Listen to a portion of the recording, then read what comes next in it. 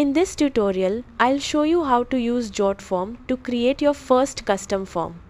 Open your browser and go to jotform.com, then sign in to your account. If you don't have one yet, create a free account to get started. From your dashboard, click plus create, then select form. Choose start from scratch and then select either card form or classic form depending on the layout you prefer. Once the form builder opens, click Add Form Element from the left panel. Browse the available fields and drag the ones you need onto your form, such as full name, email, phone number, multiple choice, or file upload. Click any field to customize it.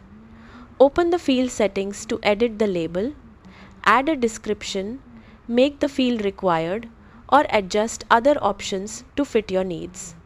Continue adding and arranging fields until your form is complete.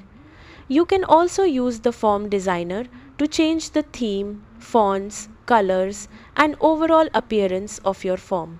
When you're finished, click Preview to test your form and make sure everything works as expected. Finally, click the Publish tab to get your form's shareable link or embed code.